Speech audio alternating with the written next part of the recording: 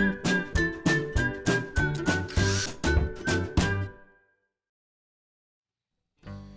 it's Steve. Today we'd like to show you how to change the hot water fill valve on your top load washer. It's a really easy repair. Let me show you how we do it. Now before we begin this repair, the first thing we'll need to do is to disconnect power to the washer. We're also going to need to turn off the hot water supply and remove the hot water inlet hose from the back of the washer. So we'll need to pull the washer slightly forward so that we can access that hose, as well as screws that secure the back panel to the console. And once we've done that, we can begin our repair. Now with the power and water supply disconnected, our next step will be to remove two screws that secure that metal back panel to the back of the console. They're typically 1/4-inch hex head screws.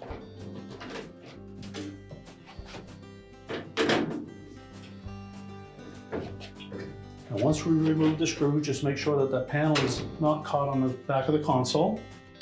Then next we'll take a putty knife. We'll slide it in underneath the console and the main top to release the springs. So we'll use a very thin blade putty knife. We're just going to go into that gap between the console and the top until you meet the resistance of the spring clip. Press in on the clip and then lift up gently on the front of that console. Do the same on the opposite side.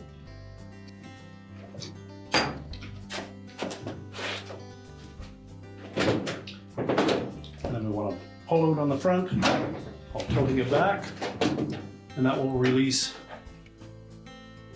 the two clips that secure it at the back of the main top. And now we can get access to that valve. Now our next step will be to remove the two mounting screws that secure that valve to the dispenser body. Again, 1/4-inch hex head screws are used. Then we're just going to lift up on that valve body and tilt it up in the front and pull it through the opening in the back panel. At this point, we can remove the wire harness connector. And if it's on there quite snug, we'll take a pair of pliers or a flat blade screwdriver and pry that off of there.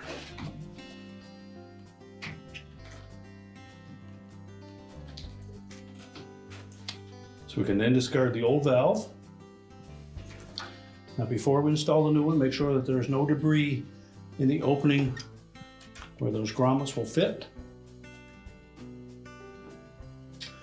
And before we install, we're going to just add a little bit of dishwasher detergent or some lubricant on there so that those grommets will slide in freely and not bind up. So just making sure those are clean. We've got a little bit of lubrication on those grommets. We're going to fit the inlet to the valve out through that opening, pivot the valve into place, line up those grommets, and then just gently push the valve down until the shoulders on that valve body sit on top of the two studs, and then we can secure it with the screws.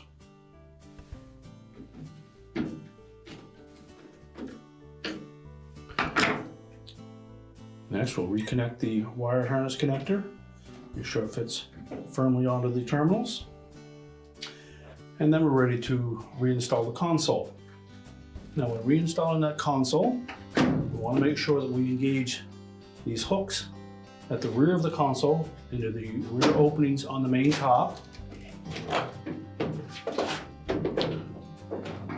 So tuck both sides in, make sure the back panel fits up in underneath the console, and then simply press the front of the console down onto the top and the spring clips will lock it in place.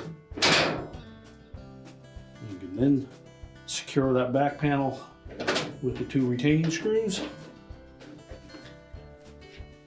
Now with the console back in place, next we're going to reconnect that hot water fill hose, tighten it onto the valve, and then we'll turn the water supply on, verify that we have no leaks. Once we've determined that we have no leaks in that area, then we can prepare to push the washer back into place.